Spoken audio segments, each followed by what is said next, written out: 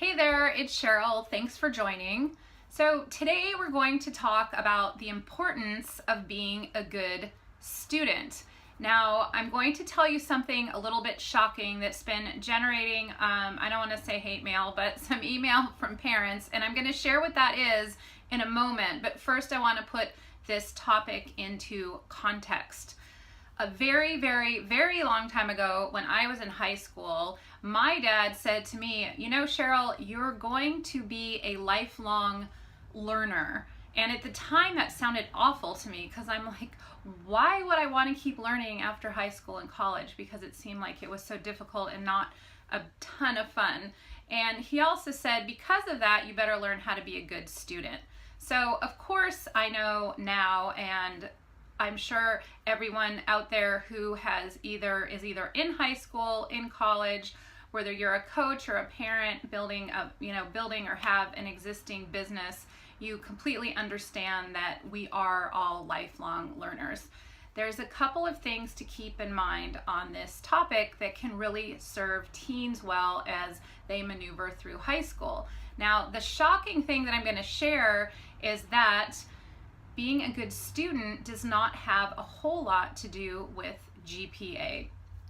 Now, let me explain this first because I know it sounds a little bit crazy, but there could be a 4.0 student who is not studying that hard or procrastinating or just cramming material so they can do well on a test, and maybe they don't want to ask questions because they're afraid of being judged or what other people think.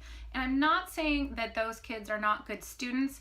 I'm just saying that there's definite room for improvement so they can be a better student, so it will serve them as they go into college and beyond.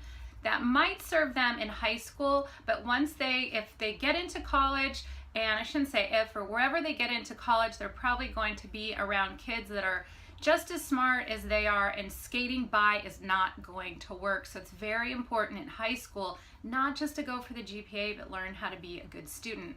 On the other hand, there could be a student that has a 3.0 GPA and they have classes that they're getting maybe A's, B's, or C's in that are very difficult for them. For example, a girl has a visual processing learning disability. She's taking geometry, which that's similar to someone who is almost legally blind, trying to learn how to read. It's very difficult, and she's getting a C plus B minus. So good for her. She has about a 3.4 GPA. She's working her tail off for that, and good for her.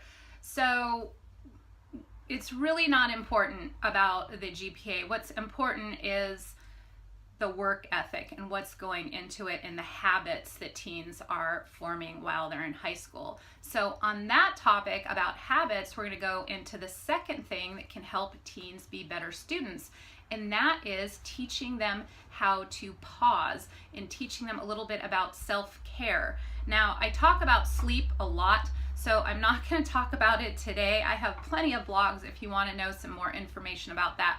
But today I'm talking about the importance of pausing.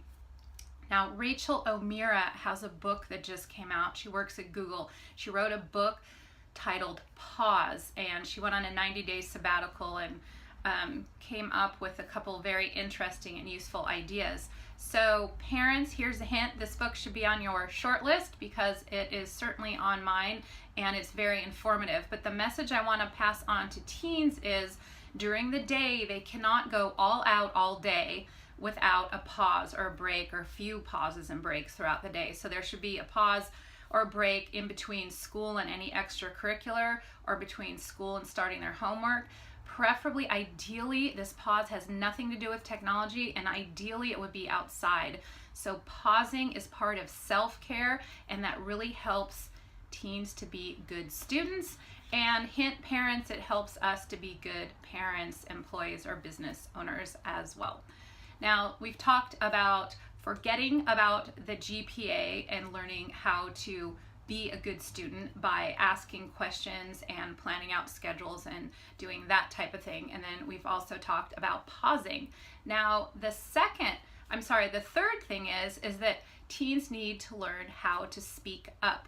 Now, what that means is they need to be at peace with asking questions. good students get help all the time, and teens really need to know that no one who is ultra successful or moderately successful gets there on their own. So they really need to make peace with asking questions when they need help. There's a quote listed in the blog. I'm not going to read it in its entirety, but it's from the former president of the United States, Barack Obama. He says that really asking for help is a sign of courage. It gives teens and all of us the opportunity to learn something new every day, and that he asks questions every day. So if it's good enough for the president, I think it's good enough for us, and it's certainly a great habit for teens to get into now. So just as a recap, we're talking about teens learning how to be good students and taking the emphasis off that GPA and that number, which will allow them to focus more on the skills, how to be a good learner. We also talked a little bit about self-care, and the one thing we talked about was pausing throughout the day, hopefully outside and hopefully without technology. Also, I didn't mention with that if teens are working or taking classes over the summer, it's important that they do have a little break in between that and when school gets ramped up again. So pausing is incredibly important, just to recharge and be still, again, hopefully without technology, and to make sure that they are also well hydrated when they do that. And also they need to be at peace with speaking up and asking for help, because that's going to come in handy not just in high school or in college, down the road sometime. These 3 tips should help teens not only be able to dream big, but get some help along the way to where they want to go. Thanks so much for watching. I look forward to seeing you next time.